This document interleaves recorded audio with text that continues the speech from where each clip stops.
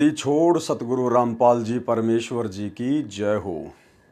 परम पिता परमात्मा सारी सृष्टि के रचनहार कुल मालिक असंख्य ब्रह्मांडों के स्वामी जगत गुरु तीनों लोकों में प्रवेश करके सबका भरण पोषण करने वाले राजाधिराज आत्माधार नाथों के नाथ देवों के देव महादेव सर्वेश्वर महेश्वर मृत्युंजय अजरो अमर आदि अनादि सनातनी प्रभु जगत पिता जगदीश्वर श्री श्री 1008 की उपाधि के वास्तविक अधिकारी अकाल मूर्त शब्द स्वरूपी राम वासुदेव सर्वगतम ब्रह्म परम पूज्य प्रथम पूज्य परम संत परम पुरुष परम धनी परम दयालु सत्य कबीर हक्का कबीर अल्लाहु कबीर अल्लाहु अकबर बाखबर अल्लाह ताला जगत के तारणहार जगत के मुक्तिदाता जगत के जगन्नाथ हारे के सहारे हिंदुओं के राम मुसलमानों के अल्लाह सिखों के वाहिगुरु ईसाइयों के मसीह दया के सागर दयानिधि करुणा के सागर करुणानिधि स्वयंभू परिभू संकट मोचन कष्ट हरण मंगल करण दुख भंजन अविगत कबीर निर्विकार निर्विषम परमात्मा अलय अलेख सतगुरु आदि अनादि सतगुरु असली मर्यादा पुरुषोत्तम असली राम असली कृष्ण असली घनश्याम असली मुरारी राजाओं के राजा महाराजाओं के महाराजा शहंशाहों के शहंशाह सम्राटों के सम्राट भगवानों के भगवान अल्लाहों के अल्लाह मसीहाओं के मसीह सच्चे वाहिगुरु बाबाओं के बाबा पीरों के पीर सेठों के सेठ जगत सेठ सावड़सा सेठ सर्वगुण संपन्न अनंत कोटि कलाओं के स्वामी अनंत कोटि ब्रह्मांडों के नायक योगियों में महायोगी ध्यानियों में महाध्यानी सिद्धों में परम सिद्ध ज्ञानियों में तत्व ज्ञानी ब्रह्म ज्ञानी महाज्ञानी परम ज्ञानी सर्वश्रेष्ठ ज्ञानी विज्ञानी युवा कबीर समरथ कबीर असमवात अमित ओजा सच्चे रहनुमा करीम अल्लाह सुभान अल्लाह दुनिया के अंतिम पैगंबर 8 सितंबर 1951 से गांव धनाना जिला सोनीपत हरियाणा भारतवर्ष की पवित्र भूमि पे प्रकट रियल कल्कि भगवान श्री नारायण साकार हरि श्री बाबा साहेब स्वयंभू संत श्रोमणी सतगुरु रामपाल जी परमेश्वर जी के चरण कमल में साध संगति से देश विदेश से जुड़े हुए हम सभी सत्सेवक भाई बहनों का अनंत कोटि दंडवत प्रणाम। सत्साही भाई और बहनों, बहुत बड़ी मेहर बहुत बड़ी दया सतगुरु रामपाल जी परमेश्वर जी की, जिनके विशेष वीआईपी आशीर्वाद से रजा से कृपा से आप और हम सभी भगत भाई बहन साध संगति से जुड़कर भक्ति मार्ग के गूढ़ रहस्यों से परिचित होते जा रहे हैं और गुरुदेव भगवान को अपना बाप मानकर अपना कबीर भगवान मानकर अपना इष्ट पूज्य देव मानकर उन्हीं के तत्व ज्ञान को आधार बनाकर उनके चरणों में अपनी आस्था को अपनी भक्ति को दृढ़ता की ओर लेकर जा रहे हैं।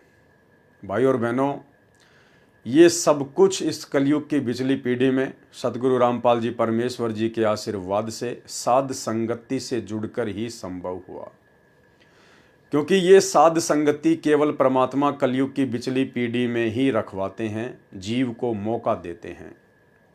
साध संगति से जीव की उन सभी शंकाओं का निवारण होता है जो शंकाएं सतगुरुदेव भगवान के गूढ़ सांकेतिक सत्संगों को सुनकर नहीं हो पाता है। फिर साध संगति के माध्यम से परमात्मा अपनी आत्माओं को निमित्त बनाकर समारोह के माध्यम से भगत मिलन के माध्यम से या वर्तमान में जैसे परमात्मा ने विज्ञान दे दी वैज्ञानिक उपकरण दे दिए, तो जैसे हम लाइव आ रहे हैं इस प्रकार वीडियो बनाकर परमेश्वर अपने भक्तों को सद्बुद्धि देते हैं और परमेश्वर अपने उन गूढ़ सांकेतिक सत्संगों को हल्का करवाकर अपने बच्चों तक संदेशे पहुंचाते हैं। तो निसंदेह आज गुरुदेव के आशीर्वाद से साध संगति से ही हमें सतगुरु रामपाल जी भगवान की पहचान हो पाई है कि सतगुरु रामपाल जी कोई सामान्य संत या पुरुष नहीं हैं, कोई सामान्य व्यक्ति नहीं है। ये किसी माँ के गर्भ से जन्म लेकर जेल में लिपटकर आप और हमारी तरह दो कोटि के जीवों के माफिक माँ के गर्भ से बाहर नहीं आए हैं। ये स्वयंभू हैं, ये सर्व सृष्टि को उत्पन्न करने वाला परमेश्वर है। और इन्हें मानुष समझने की गलती यदि इनसे उपदेश लेने के बाद कोई करेगा तो वो व्यक्ति युगों युगों तक कुत्ते की योनि प्राप्त करेगा। कबीर गुरु को मानुष जो गिने कर चरणा अमृत को पान, ते नर नरक में जाएंगे, जन्म जन्म बने समान। वो कुत्ता बनेगा युगों युगों तक। और भाई और बहनों, कुत्ता बनने वाली प्रोसीजर से बाहर वर्तमान में सिर्फ सतगुरु रामपाल जी की मुट्ठी भर सतसेवक ही बाहर निकल पाए हैं। अन्यथा सतलोक आश्रमों से जुड़ी हुई 90% संगत, स्वयंभू सतगुरु रामपाल जी परमेश्वर जी का कलयुगी परिवार, आश्रम मैनेजमेंट, ये सभी लोग वर्तमान में भगत होकर भी, सारनाम तक लेकर भी, 20-20 वर्षों से साधना करके भी कुत्ते बनने वाली प्रोसीजर में ही आगे बढ़ रहे हैं। क्योंकि अभी तक इन लोगों के दिलो दिमाग से सतगुरु रामपाल जी परमेश्वर जी की मानुष वाली छवि बाहर नहीं निकल पाई है। ये संत जी को कबीर परमात्मा नहीं मानते हैं, पूर्ण ब्रह्म परमेश्वर नहीं मानते हैं। ये केवल संत रामपाल जी को कबीर जी का अवतार मानते हैं, उनकी भेजी गई कोई आत्मा मानते हैं, उनका दास मानते हैं, उनका संदेश वाहक मानते हैं। और इसीलिए गरीबदास जी कहते हैं कि गुरु मानुष कर जानते वो नर कहिए अंध, और दुखी संसार में फिर आगे काल के फंद। और इस बात का प्रमाण है कि ये लोग अपने गुरु जी को कबीर जी नहीं मानते हैं। सबसे बड़ा प्रमाण है कि जून के महीने में इन लोगों के द्वारा जितने भी श्रद्धालु सतलोक आश्रमों से जुड़े हुए हैं, इनके द्वारा प्रतिवर्ष जून के महीने में एक दाढ़ी मूंछ वाली कबीर जी की समझे जाने वाली काल्पनिक फोटो का कबीर प्रकट दिवस मनाना। अगर इन्हें लगता है कि वर्तमान में वो कबीर सतगुरु रामपाल जी भगवान ही है, तो वर्तमान में जिंदा कबीर के धरती पर प्रकट रहते सहते उनसे उपदेश लेने के बाद फिर भलाई कागज की मुर्दा फोटो को कबीर मानकर, उस दाढ़ी मूंछ वाली फोटो को कबीर परमात्मा मानकर, फिर क्यों जून के महीने में उसका प्रकट दिवस मनाते हो? यदि आपने अपने गुरु को ही कबीर मान लिया तो फिर क्यों उस मुर्दा बेजुबान ना बोलने चलने वाली कागज की कबीर जी की समझे जाने वाली काल्पनिक फोटो को लॉकेट में डालकर अपने सीने से लगाए फिरते हो? क्यों अपने घर पर दरबार साहिब में उस कागज की कबीर जी की समझे जाने वाली नकली फोटो को सजा के रखते हो? इसका मतलब आप लोगों ने अभी तक उस फोटो का पीछा नहीं छोड़ा है। आपकी आस्था उस नकली फोटो में अभी है, और जब तक आपकी आस्था उस कागज के टुकड़े में रहेगी, तब तक आप अपने गुरुजी को सौपन में भी कबीर परमेश्वर नहीं मान पाएंगे। और जब तक आप अपने गुरु को ही कबीर परमेश्वर नहीं मानेंगे, तब तक भक्ति करते करते भी आप जी कुत्ता बनने वाली ही प्रोसीजर में हैं। तो भाई और बहनों, बहुत बड़ी दया, बहुत बड़ी मेहर गुरुदेव भगवान की, जिन्होंने हमारी इस प्रकार की तमाम झूठी भ्रमणाओं को तोड़ दिया है साध संगति के माध्यम से। और हम जितने भी सत्सेवक भाई बहन हैं, हम अपने गुरुदेव सतगुरु रामपाल जी परमेश्वर जी के अलावा अपने घरों में, अपने दरबार साहिब में अन्य किसी की भी फोटो नहीं रखते हैं। हम केवल जयकारा भी अपने गुरुदेव भगवान का ही लगाते हैं, और इसके अलावा कबीर जी का लगाते हैं, क्योंकि स्वयं हमारे गुरुजी ही कबीर जी हैं, और वेदों में हमारे गुरुजी संत रामपाल जी का नाम कबीर जी हैं। नाम सत्य है, लेकिन वो दाढ़ी मूंछ वाली फोटो सत्य नहीं है, वो नकली है। और हम केवल ज्ञान को आधार बनाकर, गुरुदेव भगवान के हिसार जेल में रहते सहते घर को आश्रम बनाकर, केवल अपनी भक्ति को निरंतर आगे बढ़ा रहे हैं। तो भाई और बहनों, ये बहुत बड़ी मेहर इस कलयुग की बिचली पीढ़ी में सतगुरु रामपाल जी परमेश्वर जी की विशेष वीआईपी रजा के बिना संभव नहीं है। और इस विशेष रजा के लिए हम गुरुदेव का जितना धन्यवाद करें उतना ही थोड़ा है। तो भाई और बहनों, आज सृष्टि रचना के माध्यम से क्रोथा कांड के रहस्यों को समझते हुए हमारा ये 6 नंबर का वीडियो है। और यदि आपने 1 नंबर पार्ट से देखना शुरू नहीं किया है, यानी अभी तक आपने वीडियो नंबर 1 से लेकर 5 तक नहीं देखे हैं, तो आपको कुछ भी समझ में नहीं आने वाला है। आप ये वीडियो देखकर अपना समय ही बर्बाद करेंगे। इसलिए आपसे प्रार्थना है, यदि आप समझना चाहते हैं वास्तव में पूरे षड्यंत्र को, पूरे घटनाक्रम को, क्रोथा कांड को, बरवाला कांड को, तो आप जी ने 1 नंबर पार्ट से वीडियो देखना शुरू करना चाहिए।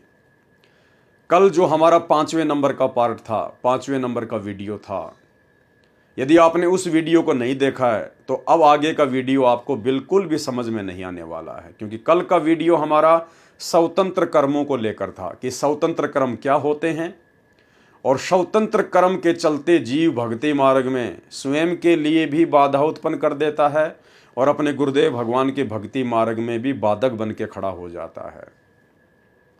और इसी स्वतंत्र कर्म का नतीजा था 2006 का करोथा कांड और 2014 का बरवाला कांड, और वर्तमान में बरवाला कांड के बाद से 2024 तक जिस प्रकार से संत रामपाल जी परमेश्वर जी की 90% संगत की आध्यात्मिक दृष्टि से दुर्गति की जा रही है, उनके खुद के कलयुगी परिवार के द्वारा, आश्रम मैनेजमेंट के द्वारा, ये सब कुछ उन भक्तों के अपने स्वतंत्र कर्मों का ही नतीजा है। सतगुरु रामपाल जी परमेश्वर जी से उपदेश प्राप्त करने के बाद वे हमें अपने सत्संगों के माध्यम से गारंटी देते हैं कि यदि आप पूर्णतया मर्यादा में रहोगे और मेरे द्वारा दिए गए इन भक्ति मंत्रों का जाप करोगे तो आपके जीवन में कभी भी कोई आपत्ति या कोई संकट नहीं आएगा, काल का कोई भी अटैक आपके ऊपर नहीं होगा। लेकिन भाइयों, सन 2006 में खुद संत रामपाल जी के ऊपर ही आपत्ति आ गई। सन 2014 में खुद संत रामपाल जी के ऊपर ही संकट आ गया। तो हम क्या समझे इस बात से? जो संत दूसरों को गारंटी देता है कि मेरे से उपदेश लेने के बाद और मर्यादा में रहोगे तो आप भक्तों के ऊपर भी कोई आपत्ति नहीं आएगी। हम भगत तो 2 कोटि के प्राणी हैं, 2 कोटि के जीव हैं, मिट्टी के पुतले हैं। लेकिन हमारे गुरुदेव भगवान तो स्वयं परमात्मा हैं, परमेश्वर हैं, अविनाशी हैं। फिर भला इन्होंने कौन सी मर्यादा तोड़ दी होगी जो सन 2006 में बरवाला कांड के माध्यम से उनके ऊपर आपत्ति आई और फिर 2014 में करोथा कांड के माध्यम से आपत्ति आई।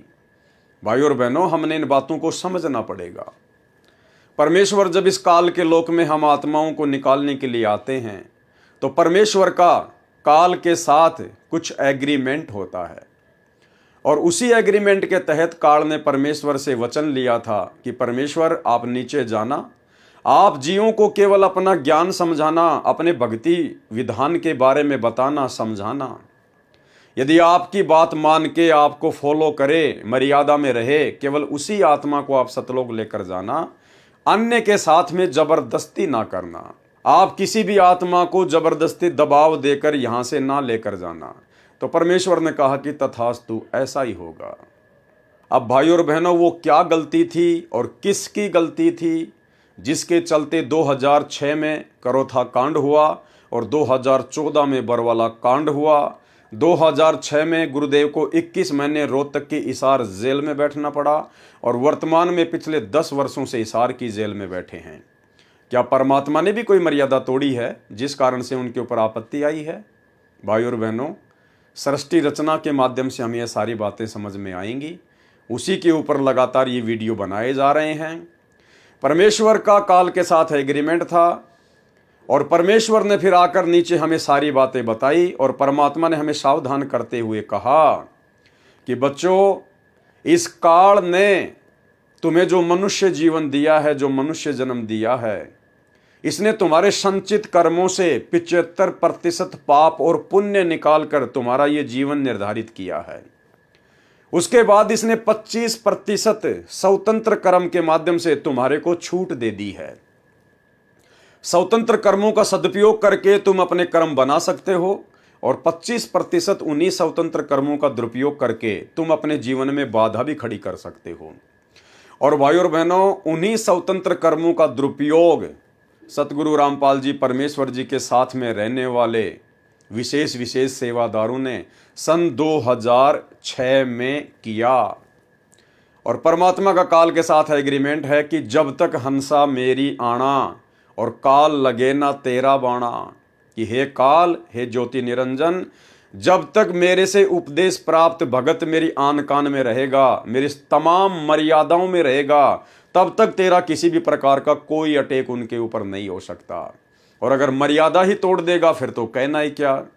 तो भाइयों और बहनों, उन सभी आत्माओं ने मर्यादा तोड़ी हुई थी, क्योंकि वो गुरु को परमात्मा नहीं मान पाई थी, गुरुदेव के तत्व ज्ञान को आधार बनाकर भक्ति नहीं कर रही थी, और उन्होंने बात बात पर गुरुदेव को सलाह देना शुरू कर दिया था।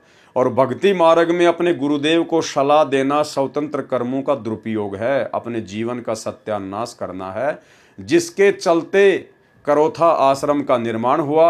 और फिर उसी करोथा आश्रम के निर्माण के बाद लगातार सतगुरु रामपाल जी परमेश्वर और उनके भक्तों के ऊपर आपत्तियां आनी शुरू हो गई, क्योंकि वो करोथा आश्रम सतगुरुदेव भगवान को सलाह देकर बनवाया गया था, ना कि सतगुरु रामपाल जी भगवान ने अपनी मर्जी से बनाया था। तो भाइयों और बहनों, इसके अलावा और क्या क्या गलतियां थी, जो गलतियां आज से पहले हमारे खुद के भगत भाई बहनों ने की, जिन गलतियों के कारण वो भी दुखी हुए, परमात्मा से दूर हुए, और सतगुरु रामपाल जी परमेश्वर जी को भी काल के साथ किए गए एग्रीमेंट के अनुसार परेशान होने के लिए बाध्य किया गया। हमने उन्हीं तमाम गलतियों से शिक्षा लेनी है। इतिहास इसीलिए पढ़ाया जाता है और पढ़ाया जाता है कि इतिहास से शिक्षा लेकर हम अपने भविष्य में कोई गलती ना कर बैठें। करोथा कांड हो चुका है, उसका फैसला भी आ चुका है, सब कुछ क्लियर है, लेकिन हमने इस पूरे घटनाक्रम को अच्छे से देखकर, सोचकर, समझकर शिक्षा लेनी है कि हम निकट भविष्य में इस भक्ति मार्ग में उन भगत भाई बहनों की तरह आगे कोई गलती ना कर बैठें, जिसके चलते हमारे भी जीवन का सत्यानाश हो और हमारे गुरुदेव भगवान की भी दुनिया में बदनामी हो। तो अब हम चलते हैं करोथा कांड का रहस्य नामक पुस्तक के पेज नंबर 43 के ऊपर, और इस पुस्तक के ऊपर आज हमारा ये लास्ट वीडियो है। उसके बाद अगला वीडियो कल रात्रि 9 बजे बरवाला कांड के ऊपर होगा। ठीक इसी प्रकार हम लोग बरवाला कांड को भी समझने का पूरा प्रयास करेंगे, तथ्यों के साथ, प्रमाणों के साथ में। मिथ्या आरोप, यानी जब करोथा कांड हो गया था, गुरुदेव भगवान रोहतक की जेल में चले गए थे, उसके बाद में प्रिंट मीडिया और इलेक्ट्रॉनिक मीडिया के माध्यम से तमाम प्रकार की खबरें निकाली गई, कुछ झूठी तो कुछ सच्ची। क्या थी? मिथ्या आरोप लगाया गया पुस्तक के लेखक के अनुसार सतलोक आश्रम के ऊपर। आश्रम में लिफ्ट थी, सुरंग थी, वह सुरंग में कैमरे लगे हुए थे, प्रवचन स्टेज व एसी गाड़ियां मिली।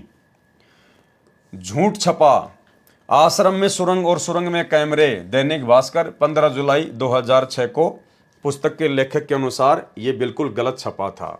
सच क्या छपा था? सुरंग नहीं, सबवे, यानी आश्रम में जिसे सुरंग का नाम दिया जा रहा था, वो सुरंग नहीं बल्कि वो एक अंडरपास था, वो एक सबवे था जो आश्रम के नीचे बनाया गया था, एक रास्ता। सुरंग नहीं, सबवे, जो एक कमरे को दूसरे कमरे से जोड़ने का माध्यम मात्र है। सुरंग के नीचे 10 तो क्या, एक भी कमरा नहीं है। पंजाब केसरी 19 जुलाई 2006 को प्रकाशित हुआ। प्रमाण है, न भूमिगत कमरे न आपत्तिजनक सामग्री, हरिभूमि 19 जुलाई 2006। टिप्पणी, सतलोक आश्रम करोथा लगभग 4-5 एकड़ में बना हुआ है, जहां पर हजारों श्रद्धालुओं के सत्संग सुनने की व्यवस्था है, जो सत्संग के दौरान श्रद्धालुओं से खचाखच भरा रहता है, इसके लिए कि आश्रम में ज्यादा श्रद्धालु बैठ सकें। एक नई दूसरी स्टेज बनाई गई जो महाराज जी के विश्रामालय से काफी दूर थी, और भीड़ में स्टेज तक जाने का कोई और जरिया न देखते हुए आश्रम में बंदी छोड़ भक्ति मुक्ति ट्रस्ट ने, यानी आश्रम के सेवादारों ने, आश्रम के भक्तों ने जमीन के नीचे से एक गलियारा सबवे बनाया, ताकि श्रद्धालुओं की भीड़ को भी परेशानी न हो, और सतगुरु रामपाल जी महाराज को भी यह गलियारा सतगुरुदेव के विश्राम करने वाले स्थान से सीधा प्रवचन के स्टेज तक जाता है, और वहां से भक्तों ने अपने गुरुदेव जी को ज्यादा कष्ट न हो यह समझते हुए लिफ्ट वाला आसन लगा दिया। भाइयों और बहनों, कल आपने स्वतंत्र कर्मों को लेकर वीडियो पढ़ा था। ये 2 गलतियां करोथा आश्रम में, करोथा आश्रम मैनेजमेंट ने, बड़े बड़े भक्तों ने उन्हीं स्वतंत्र कर्मों का ज्ञान को आधार ना बनाकर दुरुपयोग किया और उन भक्तों के द्वारा इस प्रकार से स्वतंत्र कर्मों का दुरुपयोग करने के चलते करोथा कांड के बाद में यही सब बातें मीडिया के माध्यम से गुरुदेव भगवान की और शतलोक आश्रम करोथा की बदनामी का कारण बना। क्या लिखा जा रहा है भगत विजय दास के द्वारा, जिसने पुस्तक लिखी है कि आश्रम में बंदी छोड़ भक्ति मुक्ति ट्रस्ट ने, अब बंदी छोड़ भक्ति मुक्ति ट्रस्ट तो एक डॉक्यूमेंट्स है, एक नाम है। वो बंदी छोड़ भक्ति मुक्ति ट्रस्ट जो 4 अक्षर हैं वो थोड़े ना सव्य बनाएंगे, वो तो कागज के टुकड़े हैं। तो बंदी छोड़ भक्ति मुक्ति ट्रस्ट ने, इसका मतलब है कि आश्रम के मैनेजमेंट ने, आश्रम में रहने वाले विशेष भक्तों ने, सेवादारों ने, जो गुरुदेव के साथ में रहते थे, उन लोगों ने अपनी मनमानी करते हुए अपनी सोच आधार से आश्रम में बंदी छोड़ भक्ति मुक्ति ट्रस्ट ने जमीन के नीचे से, करोथा आश्रम के नीचे से एक गलियारा सबवे बनाया ताकि श्रद्धालुओं की भीड़ को भी परेशानी न हो। और सतगुरु रामपाल जी महाराज जी भी ये गलियारा सतगुरुदेव के आराम करने वाले स्थान से सीधा प्रवचन के स्टेज तक जाता है। इन्होंने जमीन के नीचे एक सबवे बनाया, एक सुरंग टाइप एक गलियारा बनाया जो नीचे ही नीचे एक कमरे से दूसरे कमरे को जोड़ता है। और वो इन्होंने इसलिए बनाया, ये सोचकर बनाया कि जब गुरुजी अपने आराम करने वाले स्थान से भक्तों के लिए सत्संग करने के लिए स्टेज पर आएंगे तो गुरुजी को भक्तों के बीच से होके आना पड़ेगा। यानी जैसे माइयां और भगत अलग अलग बैठते हैं आश्रम में, तो बीच में कम से कम 10 से 12 फुट की गैलरी होती है आने जाने के लिए। तो सतलोक आश्रम करोथा मैनेजमेंट ने यह सोचकर कि गुरुजी को भक्तों के बीच से ना आना पड़े, गुरुजी सीधे अंडरग्राउंड तरीके से अपने कमरे से और स्टेज तक आ जाएं। और फिर इन्होंने और क्या गलती कर दी, जमीन के नीचे से स्टेज तक आने के लिए इन्होंने एक लिफ्ट बना दी कि गुरुजी नीचे से लिफ्ट में बैठकर सीधे अपने प्रवचन वाले स्टेज पर आ जाएं। भाई और बहनों, इसकी कोई आवश्यकता नहीं थी, कोई आवश्यकता नहीं थी इसकी। यह स्वतंत्र कर्म था, स्वतंत्र कर्म, जिसकी छूट हमें काल भगवान ने दी है कि बेटा स्वतंत्र कर्म का सदुपयोग करेगा तो भक्ति बनेगी, दुरुपयोग करेगा तो भक्ति बिगड़ेगी। अरे ये तो बहुत अच्छी बात थी भाई, 4 या 5 एकड़ में पूरा आश्रम फैला हुआ है और मुश्किल से जहां पर गुरुजी आराम करते हैं वहां से जब गुरुजी सत्संग करने के लिए स्टेज पर आते हैं तो मुश्किल से 70 से 80 या 90 मीटर की दूरी गुरुदेव को चलकर तय करनी होती है। कितनी दूरी तय करनी होती है? लास्ट 100 मीटर की दूरी मान लीजिए आप, जहां पर गुरुदेव के आश्रम करने की जगह है वहां से लेकर प्रवचन करने की जगह मुश्किल से 100 मीटर की। और यदि वो जमीन के नीचे गलियारा नहीं बनाया जाता, सुरंग नहीं बनाई जाती, तो गुरुदेव क्या करते? गुरुदेव सत्संग में पांडाल के बीच से होकर आते, अपने भक्तों के बीच से होकर आते। अरे ये तो बहुत अच्छी बात थी, ये तो बहुत अच्छी बात थी। भाई बहनों को अपने गुरुदेव भगवान के दर्शन करने को मिलते, परमात्मा के दर्शन होते आते समय भी और जाते समय भी, भक्तों के भाव बनते, कोई दंडवत करता, कोई हाथ जोड़ के खड़ा होता। ये तो बहुत अच्छी बात थी भाई। गुरुदेव को इतना छुपाया क्यों जा रहा है? वो परमात्मा तो अपनी आत्माओं के लिए आता है, उनसे प्यार करने के लिए आता है, उनकी देख रेख के लिए आता है। और हम भी तो आश्रम में इसीलिए जाते हैं कि गुरुदेव के हमें दर्शन हो सकें, अन्यथा सत्संग तो सबके घर में है। आश्रम में केवल उनके दर्शनों के लिए जाते थे भगत, उनके मुख कमल से सत्संग सुनने के लिए जाया करते थे। तो ये इन लोगों का मनमाना आचरण था स्वतंत्र कर्मों के तहत, अन्यथा 100 मीटर की दूरी कोई ज्यादा नहीं होती है। अरे परमात्मा तो गांव गांव जाकर सत्संग किया करते थे भाई, वहां पर तुमने कौन सा जमीन के नीचे सुरंग बना रखी थी कि हमारे गुरुजी को कोई देख ना ले, गुरुजी को कोई बाधा ना हो जाए।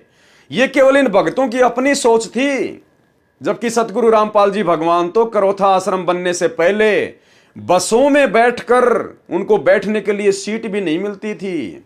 एक समय सन 1994 के आसपास में सतगुरु रामपाल जी भगवान राजस्थान के माउंट आबू में सत्संग करके वापस आ रहे थे। उस समय उनके पास में अपना कोई भी साधन नहीं था, वो रोडवेज बस में आ रहे थे और माउंट आबू से ही ब्रह्म कुमारी पंथ से एक जगदीश नाम का व्यक्ति सत्संग सुनकर वापस आ रहा था, उसी बस में बैठा हुआ था। उसने देखा कि सतगुरु रामपाल जी बस का ऊपर का जो सरिया है, जो रेलिंग है, उसको पकड़कर खड़े हुए थे। बस खचाखच भरी हुई थी। परमात्मा ने उस भगत से बातचीत करनी चाहिए। उस भगत ने कहा कि मैं तो माउंट आबू से आ रहा हूं, ब्रह्म कुमारी पंथ से। गुरुदेव भगवान ने कहा कि बेटा उस पंथ में कुछ भी नहीं है, वो काल का पंथ है। अगर वास्तव में तेरे को सत्य ज्ञान चाहिए, मुक्ति चाहिए, तो मैं करोथा आश्रम में रहता हूं, वहां पर आ जाना। कहने का मतलब भाई और बहनों, उसके बाद में उस जगदीश भगत ने नाम दीक्षा ली, वो सात संगति में भी जुड़ा, उसने अपने आप बीती भी बताई। अब आप स्वयं सोचिए, सतगुरु रामपाल जी भगवान तो करोथा आश्रम बनने से पहले बसों में भी खड़े खड़े सत्संग करने के लिए जाया करते थे, गांव गांव जाया करते थे। उस समय सतगुरु रामपाल जी परमेश्वर जी को कोई दिक्कत नहीं थी, कोई आपत्ति नहीं थी। लेकिन जैसे सतलोक आश्रम बना, लेकिन जैसे ही सतलोक आश्रम करोथा का निर्माण हुआ, उसके बाद भक्तों ने अपनी तरफ से विशेष व्यवस्थाएं करनी शुरू कर दी, मनमाना आचरण करना शुरू कर दिया।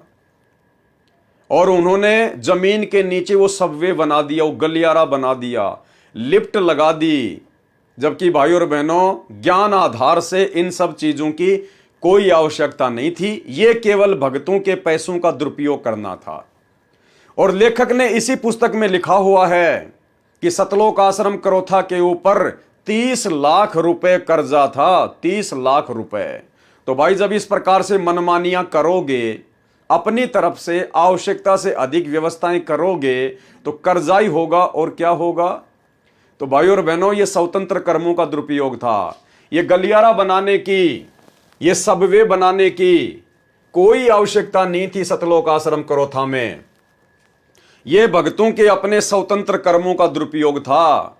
और इन्हीं स्वतंत्र कर्मों को आधार बनाकर फिर काल ने संत समाज में, पूरे हरियाणा में, पूरे देश में 2006 में मीडिया के माध्यम से जमकर सतगुरु रामपाल जी परमेश्वर जी की बदनामी करवाई। तो ये होता है स्वतंत्र कर्मों का दुरुपयोग। और ये दुरुपयोग सतलोक आश्रम करोथा में सतलोक आश्रम मैनेजमेंट ने अपने गुरुदेव को मानुष मानकर किया। भाई और बहनों, हमने आगे इन सब चीजों का ध्यान रखना है। अगर परमेश्वर हमें इस प्रकार की कभी सेवा दें, हमारा कोई सौभाग्य जागृत हो, तो भाई और बहनों, हमने अपनी तरफ से एक कदम भी भक्ति मार्ग पर नहीं बढ़ाना है, एक कदम भी। जितना गुरुदेव भगवान ने हमें आदेशित कर दिया, निर्देशित कर दिया, केवल हमने उतना ही कार्य करना है, बाकी अपनी भक्ति। अपनी तरफ से भगत ने कोई दिमाग नहीं लगाना है, कोई डेढ़ शाना नहीं बढ़ना है। ये परमेश्वर का मार्ग है, वो अंतर्यामी है, उसको पता है कि कब क्या करना है, कब क्या नहीं करना है। परमेश्वर को सलाह देना, अपना सत्यानाश करना है। तो ये शिक्षा लेनी है आप और हम सभी भाई बहनों ने, हमारे पुराने भगत भाई बहनों की गलतियों से, कि भक्ति मार्ग में भगत की मनमानी नहीं चलती है। भक्ति मार्ग में यदि परमात्मा भगत को अपने आश्रम में रखता, अपने साथ में रखता है, तो केवल उसके शुभ कर्म बनाने के लिए रखता है। क्योंकि उन आत्माओं के संस्कार बहुत ही कमजोर होते हैं। परमात्मा उनको मौका देता है भक्ति के माध्यम से संस्कारों को मजबूत करने का। और वो आत्मा समझ बैठती हैं कि हम तो कोई विशेष आत्मा हैं, हम तो विशेष भगत हैं, जिस कारण से गुरुजी ने हमें अपने पास में रखा है। एक समय सतलोक आश्रम बरवाला में बिहार से एक 70-80 साल की बूढ़ी माई जो पंडाल में बैठी रहती थी, दर्शनों के लिए गुरुदेव के पास लाइन में लग के गई। तो माई को भरम था। माई ने गुरुदेव से दर्शनों के समय कहा कि गुरुदेव, सबसे पहले तो यही भगत पार होंगे जो 24 घंटे आपके आगे पीछे घूमते रहते हैं, कोई बॉडीगार्ड बन के घूम रहा है। ये परमात्मा, ये तो दिन में 20 बार आपके हाथ से प्रसाद खाते हैं, दिन में 50 बार आपको दंडवत करते हैं, आप भी इनको आशीर्वाद देते रहते हो। मालिक, सबसे पहले तो यही पार होंगे। तो गुरुदेव ने माई से कहा कि माई एक बात बता, डॉक्टर सबसे ज्यादा कौन से मरीज के पास में रहता है? ज्यादा देखभाल डॉक्टर कौन से मरीज की करता है ज्यादा? बोला जी उसी की करेगा जो ज्यादा सीरियस होगा, ज्यादा बीमार होगा, मरने की हालत में होगा। तो बोला माई ये जितने भी भगत जो मेरे आसपास आपको दिखाई दे रहे ना, ये सारे के सारे कोमा में हैं। आध्यात्मिक दृष्टि से ये तुम सबसे ज्यादा बीमार हैं। अगर मैं इनको अपने पास में ना रखूं तो काल इनको कब का उठा ले जाए, इनके संस्कार इतने कमजोर हैं। तो भाई और बहनों, हमने केवल अपने भगवान को देखकर और ज्ञान को देखकर ही भक्ति करनी पड़ेगी। भक्तों को देखकर भक्ति नहीं होती है कि ये भगत तो गुरु जी के साथ 24 घंटे रहता है, ये तो गुरु जी की गाड़ी चलाता है, ये तो गुरु जी के कपड़े साफ करता है, मैं इसके साथ रहूंगा तो मुझे लाभ मिलेगा, मुझे ज्ञान हो जाएगा। उल्टा नीचे गिरोगे भक्ति मार्ग में। गुरुदेव ने जो हमें मेडिसिन देनी थी वो दे दी, सत्संग दे दिए, 3 समय की आरती दे दी, जाप करने के लिए मंत्र दे दिए, 5 यज्ञ दे दी। हमने ये खुराक खानी है और अपना रोग कटवाना है। रोगी के साथ में रोगी की चापलूसी करके आप कभी भी स्वस्थ नहीं हो सकते। तो गुरुदेव भगवान के अलावा धरती पर जितने भी प्राणी हैं, रंग से लेकर राजा, ये सब आध्यात्मिक दृष्टि से रोगी हैं। सबको जन्म मरण का रोग लगा हुआ है और दवाई परमात्मा ने सबको समान रूप से दी है। अगर दवा खाएंगे तो रोग कटेगा, एक दूसरे रोगी की चापलूसी करने से कभी रोग नहीं कटता है। तो आप और हम भाई बहनों ने शिक्षा लेते हुए निकट भविष्य में इस प्रकार की गलतियां करने से बचना है।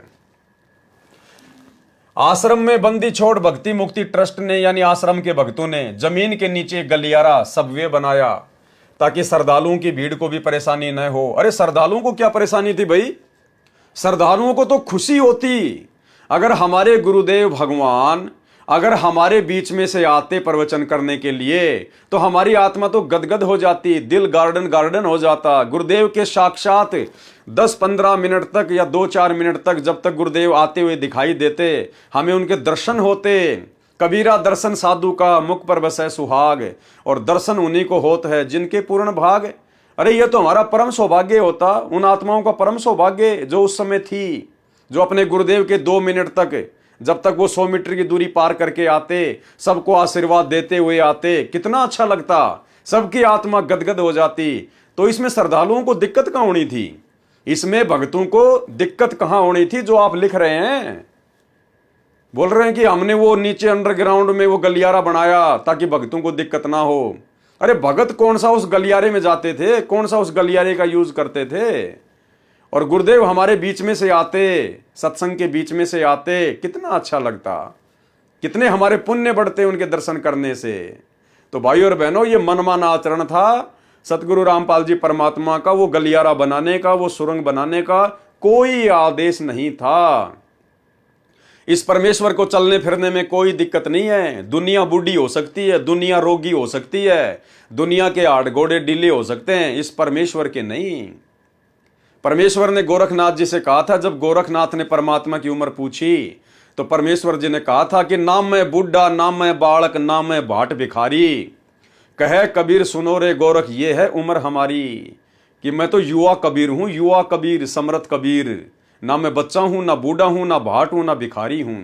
तो भाइयों और बहनों, सतलोक आश्रम करोथा में जमीन के नीचे वो सुरंग बनाना, वो गलियारा बनाना, सबवे बनाना और सुरंग वगैरह बनाना, ये सब कुछ अपनी तरफ से मनमानियां थी, स्वतंत्र कर्मों का दुरुपयोग था, जो आगे चलकर सतगुरु रामपाल जी भगवान की बदनामी का कारण बना। आश्रम में बंदी छोड़ भक्ति मुक्ति ट्रस्ट ने जमीन के नीचे एक गलियारा सबवे बनाया ताकि श्रद्धालुओं की भीड़ को भी परेशानी न हो, और सतगुरु रामपाल जी महाराज को भी ये गलियारा सतगुरुदेव जी के आराम करने वाले स्थान से प्रवचन करने के स्टेज तक जाता है, और वहां से भक्तों ने अपने गुरुदेव जी को ज्यादा कष्ट न हो ये समझते हुए लिफ्ट वाला आसन लगा दिया। मतलब गुरुदेव भगवान को नीचे अंडरग्राउंड से ऊपर स्टेज तक आने में ये कह रहे हैं कि कोई कष्ट ना हो, कोई संकट ना हो, कोई दुविधा ना हो। अरे अगर भाई साहब आप लोग अगर इतने ही गुरुदेव के प्रति चिंतित हो, तो गुरुदेव उसके बाद 21 महीने रोहतक की जेल में बैठे, आपने कौन सी सुविधा उनको आपने उपलब्ध करवा दी? तुम्हारी मनमानियों के कारण गुरुदेव भगवान को दुखी होना पड़ा 21 महीने रोहतक जेल में। तुमने क्या सुविधा दी उनको? आज पिछले 10 साल से परमात्मा 10-12 की एक कोठड़ी में रोहतक जेल में बैठे हुए हैं, तुम लोगों ने क्या सुविधा दी उनको? तो भाइयों और बहनों, ये सारा का सारा मनमाना आचरण था जो आगे चलकर संत की बदनामी का कारण बना। और साथ में पौड़ी भी बनवा दी। अब बताओ, लिफ्ट भी बनवा दी और पौड़ी भी बनवा दी। भैया कोई बिल्डिंग बना रहे थे क्या? कोई अपार्टमेंट बना रहे थे क्या? जब आपने पौड़ियां बनवा दी, जब आपने सीढ़ियां बना दी, तो फिर सुरंग बनाने की जरूरत क्या थी? मुश्किल से 20 से 25 सीढ़ियां चढ़ के ऊपर आना होता था। अरे वो 20 से 25 सीढ़ियां ऊपर चढ़ के तो सतगुरु रामपाल जी भगवान 2010 से 2014 तक बरवाला आश्रम में भी तो आ रहे थे। अरे बरवाला आश्रम में भी तुमने उसी प्रकार से सब कुछ बनवा रखा है, लेकिन बरवाला आश्रम में ना तो तुमने जो है कोई लिफ्ट बनाई, ना तुमने कोई गलियारा बनाया। तो बरवाला आश्रम में भी तो उसके बाद गुरुजी पौड़ियां चढ़ के आते थे, तो बरवाला आश्रम में भी लिफ्ट लगवा देते गुरुदेव भगवान के लिए। लेकिन बाद में फिर सतगुरु रामपाल जी भगवान ने मना कर दिया कि नालायको, तुम्हारी एक मनमानी के कारण, तुम्हारी 2006 की गलती के कारण समाचार पत्रों में इस कबीर परमात्मा की कितनी बेइज्जती हुई है, कितनी बदनामी हुई है, आगे से ऐसी गलती ना करना। लेकिन उसके बावजूद भी इन्होंने और अन्य प्रकार की बहुत गलतियां सतलोक आश्रम बरवाला में की, जिसके ऊपर हम कल रात्रि 9 बजे से वीडियो बनाकर चर्चा करेंगे। और साथ में पौड़ी भी बनवा दी, सीढ़ियां भी बनवा दी, ताकि एक विकल्प रहे। अगर कभी लिफ्ट खराब हो जाए तो सीढ़ियों से गुरुजी ऊपर चढ़ के चले जाएं। अरे तो दिक्कत तो हो ही गई। मान लीजिए किसी दिन लाइट नहीं आई, तो क्या गुरुजी प्रवचन नहीं करेंगे? उस दिन भी तो गुरुजी को लिफ्ट के बजाय सीढ़ियों से जाना पड़ेगा। तो क्या काम आई तुम्हारी लिफ्ट? तो ये मनमाना आचरण था भाई और बहनों। और परमात्मा के मार्ग में मनमाना आचरण नहीं चलता है। ये कोई सामान्य संत नहीं है, कोई सामान्य कोई काल का पंथ नहीं है। ये पूर्ण ब्रह्म परमात्मा है, सर्व सृष्टि का रचनहार है। और इसको ना समझ पाने के चलते ही जीव इस प्रकार की काल प्रेरणा से गलतियां कर बैठता है, जो गलतियां आगे चलकर जीव के लिए भी घातक होती हैं और सतगुरु के मार्ग में भी बाधा उत्पन्न कर देती हैं। सत्संग करने वाली स्टेज पर तीनों तरफ शीशे लगा रखे हैं, ताकि महाराज जी श्रद्धालुओं को तीनों तरफ से नजर आए। रात्रि सत्संग के समय सत्संग करने की स्टेज वाली शीशे की कुटिया में 500 वाट की ट्यूब रोशनी के लिए लगाई है, ताकि श्रोताओं को संत रामपाल जी महाराज स्पष्ट दिखाई दें। जिस कारण कुटिया में गर्मी अत्यधिक हो जाती है, इसलिए उसमें एसी का लगना भी अति आवश्यक है। इसमें कोई दिक्कत नहीं है। अच्छी रोशनी करना और गुरुदेव भगवान आराम से सत्संग करें, उसके लिए एसी लगाना, ये नॉर्मल बात है। इसमें कोई बड़ी बात नहीं है, बहुत अच्छा काम है। लेकिन वो लिफ्ट बनाना खाली 20-30 सीढ़ियों के लिए और खाली 100 मीटर की दूरी मुश्किल से तय करने के लिए सुरंग बना देना, यह समझदारी नहीं थी। इसलिए उसमें एसी का लगना भी अति आवश्यक है। वास्तविकता तो यह है, अब आप स्वयं विचार करें कि इसमें एसी कौन सी चीज है जो पुलिस नहीं जानती। आगे चलिए भाई और बहनों, फिर क्या न्यूज छपी? मिथ्या आरोप, ये संत है 400 कैंटर का मालिक। अखबारों में उसके बाद में न्यूज आई कि संत रामपाल जी 400 ट्रकों का मालिक है। कैंटर यानी बड़े बड़े जो ट्रक आते हैं, जो मालगाड़ी जैसे ट्रोले, कि संत रामपाल जी के पास में 400 कैंटर हैं, इनका ट्रांसपोर्ट का काम है। अब वो क्या था ट्रांसपोर्ट का काम, क्या थे वो कैंटर, किसके वो कैंटर थे, ये यहां पर लिखा गया है। मिथ्या आरोप, ये संत है 400 कैंटर का मालिक। झूठ छपा, क्या छपा झूठ? नया खुलासा, पूना में है ट्रांसपोर्ट का कारोबार। दैनिक भास्कर 17 जुलाई 2006 में टिप्पणी की है लेखक ने। यह खबर भी बिल्कुल गलत व झूठी है। संत रामपाल जी महाराज का ट्रांसपोर्ट तो क्या किसी भी प्रकार का कोई कारोबार नहीं है, जिसकी जांच पुलिस प्रशासन ने भी अच्छी तरह से कर ली है और आगे भी कभी भी कर सकती है। लेकिन कम से कम बिना जांच किए ही ऐसी निराधार खबर तो नहीं छापनी चाहिए। इसमें चाहे प्रशासन हो या मीडिया, ये सब उनके कर्तव्य के अनुरूप तो नहीं है और ऐसे जनता के साथ खिलवाड़ हो रहा है। अब क्या लिख रहा है लेखक? पूना में, यानी महाराष्ट्र शहर के पूना में सतगुरु रामपाल जी महाराज का एक शिष्य है, जिसका ट्रांसपोर्ट का कारोबार है। अब यदि शिष्य की ट्रांसपोर्ट को ही संत जी की ट्रांसपोर्ट बोलते हैं, फिर तो ऐसे भगत भी हैं जिनकी एक छोटी सी दुकान ही थी और उस दुकान को ही शरारती तत्वों ने 11-12 जुलाई 2006 को आग लगाकर जला दी। अच्छा हुआ कि यह खबर नहीं आई कि जो दुकान जली है, हो सकता है उसमें संत रामपाल जी का हिस्सा हो। भाई और बहनों, असल में मामला क्या है? जब सतगुरु रामपाल जी भगवान महाराष्ट्र के पूना में सत्संग करने गए थे, तो वहां किसी भगत को उनका ज्ञान समझ में आ गया भगत ने नाम उपदेश ले लिया, पूरे परिवार में केवल अकेले ने। घर वालों ने काफी विरोध किया, लेकिन उसने एक नहीं सुनी। उस भगत का एक ट्रक था, एक गाड़ी चलती थी ट्रांसपोर्ट में, और जैसे ही नाम लिया कुछ दिनों बाद में उसकी गाड़ी का एक्सीडेंट हो गया। गाड़ी का इंश्योरेंस भी नहीं था, वो काफ़ी मुसीबतों में आ गया। घर वालों ने कहा कि अरे भाई तूने क्या नाम दीक्षा ले ली, तेरा तो सारा कारोबार ही बंद हो गया। लेकिन उस भगत ने बिल्कुल भी परवाह नहीं की। घर वालों को कह दिया मैं ये नाम नहीं छोड़ सकता, भले मेरा सब कुछ बर्बाद क्यों ना हो जाए। ये कारोबार तो मेरा फिर से सेट हो जाएगा, लेकिन जो चीज मुझे मिल चुकी है वो मुझे जीवन में दोबारा प्राप्त नहीं होगी। भगत का नाम था रविंद्र ढाका। उस भगत की ऐसी दृढ़ता देखकर अंतर्यामी परमेश्वर जी ने दया बख्शी, और उसके बाद उस भगत का बहुत ही अच्छा काम निकल पड़ा। उस एक्सीडेंट वाली स्थिति से भी वो बाहर निकल गया, और वर्तमान में कम से कम उसके पास में 500 गाड़ियां हैं, 500 बड़े बड़े ट्रक हैं, कैंटर, और पूना में उसका ट्रांसपोर्ट का काम है। नाम है रविंद्र ढाका। अब भाई और बहनों, उसके बाद में क्या होता है, उसी रविंद्र ढाका की उस ट्रांसपोर्ट को निमित्त बनाकर, क्योंकि मीडिया को तो मिर्च मसाला लगाकर अपनी पब्लिसिटी चाहिए होती है, तो मीडिया ने इस प्रकार की बातें छाप दी कि बाबा का तो महाराष्ट्र के पूना में बहुत बड़ा ट्रांसपोर्ट का काम है, 400 गाड़ियां चलती हैं, कैंटर चलते हैं। चलो ये मीडिया का काम है, कोई बड़ी बात नहीं है। इस प्रकार की झूठी खबरें तो ये लोग छापते ही रहते हैं।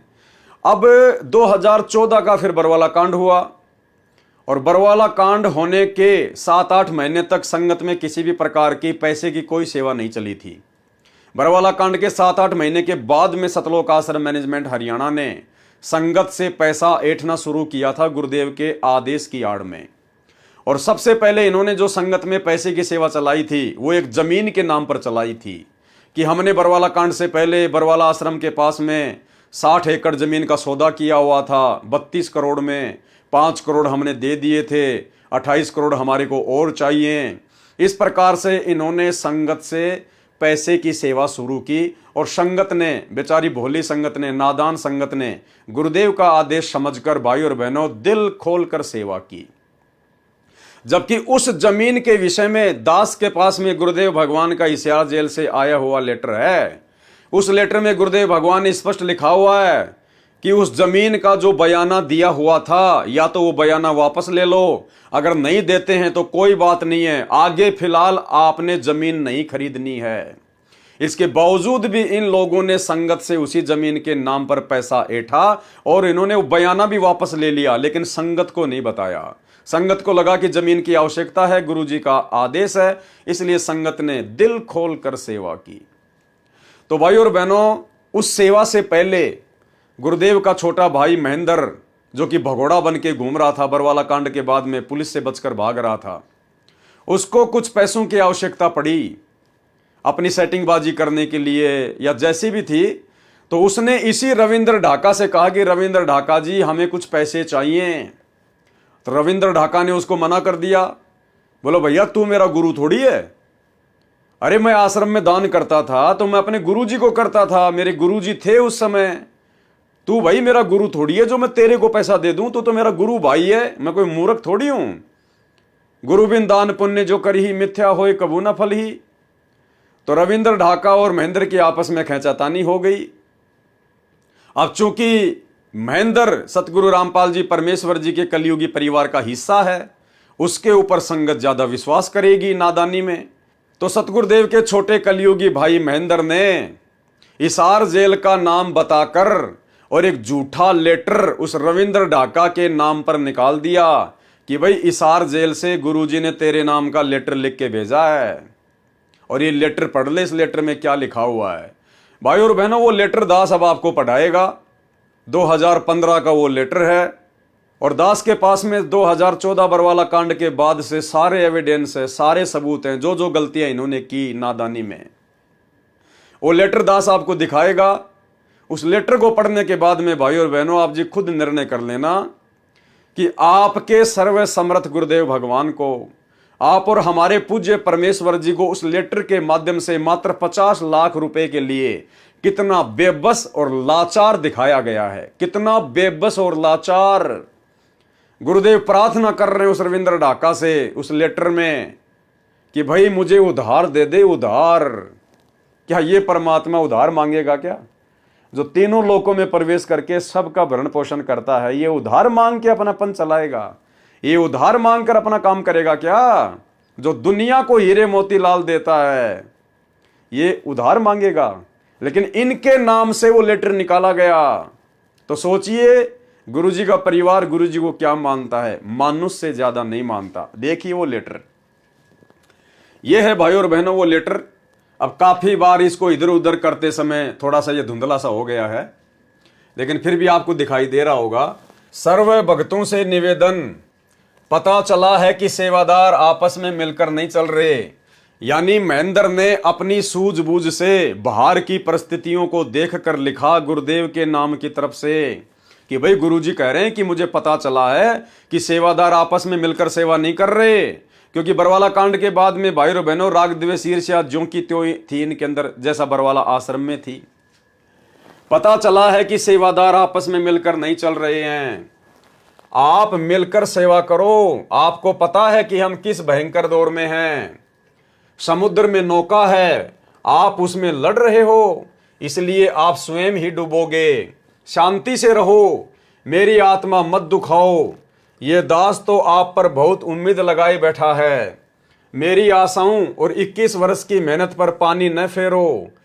विजय निकट है। विश्व भर का मानव आपका सदा ऋणी रहेगा। यानी इस प्रकार की बातें उस महेंद्र के द्वारा लिखना गुरुदेव की आड़ में रविंद्र ढाका से 50 लाख रुपए ऐंठना था। सरकार मैदान छोड़ने वाली है। अब बताओ भाई और बहनों, अगर ये गुरुदेव का लेटर होता तो उनके वचन कभी फैल नहीं हो सकते, मिथ्या नहीं हो सकते। सरकार ने तो आज तक अपना मैदान नहीं छोड़ा, 10 साल हो गई। तो ये किसके द्वारा लिखा गया होगा ये लेटर? आप जी स्वयं निर्णय कर लेना। सरकार मैदान छोड़ने वाली है, आप मिलकर संघर्ष करो। आप दिनांक 11/8/2015 को पूरा जोर लगा दो संगत को हिसार लाने के लिए। भाई क्यों बुलाएंगे हमारे गुरुदेव संगत को हिसार में? संगत का क्या काम है? पुलिस प्रशासन ने गुरुजी को कोर्ट में पेश किया, कोर्ट ने गुरुजी को हिसार जेल में बैठा दिया। अब तो वकीलों का और जजों का काम है। संगत क्या निर्णय करेगी? क्या संगत गुरुजी को सजा सुनाएगी क्या, या उनको बरी करेगी? संगत का क्या काम था हिसार की तारीखों पर? लेकिन इस प्रकार से लेटर निकालकर काल प्रेरणा से, ये स्वतंत्र कर्म है भाई और बहनों, ध्यान रखना। ये स्वतंत्र कर्मों के तहत सब कुछ काल प्रेरणा से हो रहा था। संगत का भला हिसार में क्या काम? कोई काम नहीं था। लेकिन देखो गुरुदेव का आदेश बताकर किस प्रकार से षड्यंत्र रचा गया। पूरा जोर लगा दो संगत को हिसार लाने के लिए, चाहे मेरी वीसी से पेशी क्यों ना हो। आप फटियों पर निमन वाक्य लिखना, यानी हाथ में बोर्ड लगा लगा के, और क्या लिख के लेके आना है? संत रामपाल दास व अनुयायियों पर झूठे मुकदमे बनाए हैं। अब भाई हम अपने गुरुजी के नाम के आगे दास कैसे लगा सकते हैं? हम अपने गुरुजी के नाम के आगे अपने हाथ से संत रामपाल दास कैसे लिख सकते हैं? ये विचार करने की बात है। संत रामपाल दास व अनुयायियों पर झूठे मुकदमे बनाए हैं। न्याय के मंदिर में बैठे जज देवताओं न्याय की उम्मीद लेकर आए हैं। अब देखो यहां पर जजों को क्या कहा जा रहा है? देवताओं। जबकि 2014 बरवाला कांड से पहले तो उन्हीं जजों के खिलाफ पुस्तकें छापी गई, पता नहीं क्या क्या बातें उनके खिलाफ लिखी गई। भ्रष्ट है, भेड़िया है, पता नहीं क्या क्या उनको भड़का दिया गया बरवाला कांड करवाने के लिए स्वतंत्र कर्मों के तहत। अब यहां पर जजों के लिए महेंद्र जी देवता शब्द का यूज कर रहे हैं और कह रहे न्याय की उम्मीद लेकर आए हैं। नंबर 2, हे सरकार में बैठे अंधे गूंगे बहरे नेताओं, काला इतिहास बन जाएगा। सता रहे हो निर्दोष संत और भक्तों को, तुम्हारा कुल का नाश हो जाएगा। नंबर 3, याद ताजा कर दी रावण कंस हिरणाकुश के अत्याचारों की। कभी सुनेगा भगवान हम निर्दोष बेसहारों की। नोट, आप छोटा सा पैम्पलेट बनाकर भी ये वाक्य बांट सकते हो। 30/7/2015 को, 31/7/2015 को यदि आप उचित समझें तो ऊपर लिखे वाक्यों को पंपलेट उसमें यह लिखकर कि कृपया जाने बरवाला की घटना का सच पुस्तक, बरवाला कांड की घटना की सच्चाई से। आप हिसार कोर्ट से सब जजों के कार्यालय में यह पंपलेट तथा पुस्तक बरवाला की घटना की सच्चाई बांट सकते हैं। डरना नहीं है, कुछ बहनें भी इस कार्य को कर सकती हैं, जिनको जेल भी जाना पड़े तो कोई परेशानी न हो। देखो, परमात्मा इस प्रकार से नहीं करवा सकते अपने बच्चों से भाई और बहनों, और ना परमात्मा ये लिखेंगे कि जेल जाना पड़ जाए तो कोई दिक्कत नहीं है, क्योंकि जेल तो हो चुकी। गुरुदेव भगवान को जो होना था वो तो हो गया। अब भगत उसमें क्या कर सकते हैं? भगत केवल गुरुदेव का ज्ञान प्रचार कर सकते हैं, बैठ के अपनी भक्ति कर सकते हैं।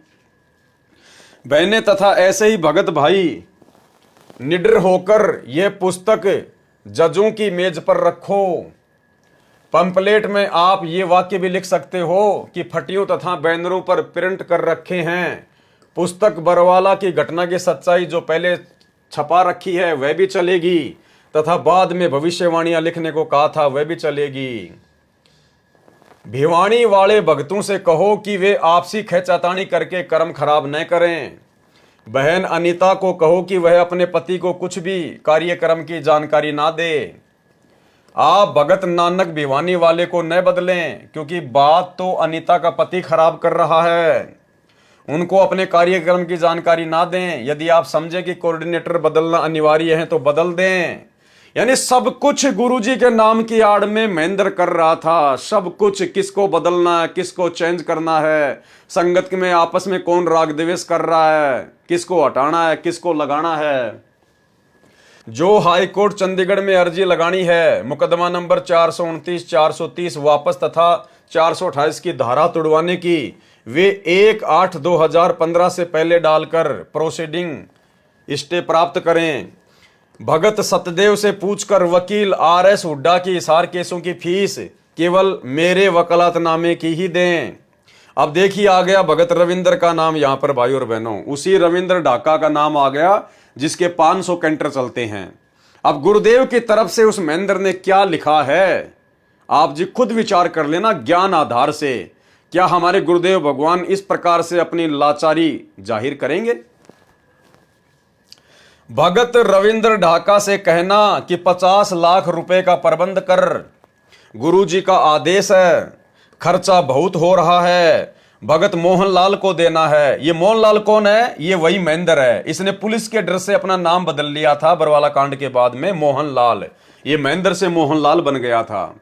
तो क्या कह रहा है? गुरुजी का नाम लेके लिख रहा है कि वो पैसा भगत मोहनलाल को देना है, यानी महेंद्र को देना है।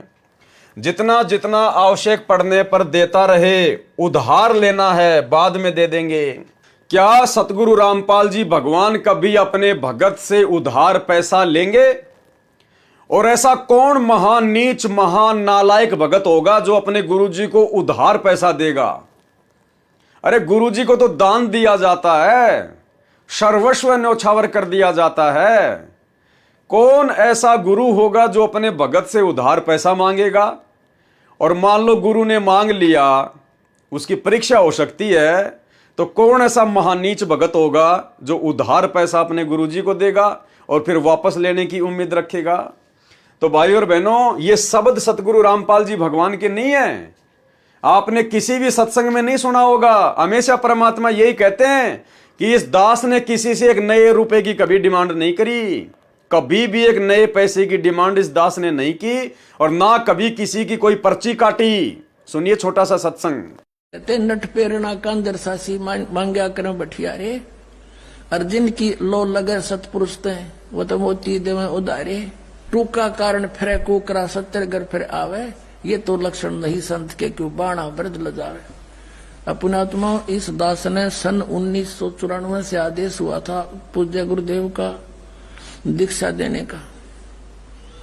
94 और 95 के मई तक तो दास सर्विस भी करता रहा, सैटरडे संडे को सेवा भी करता रहा।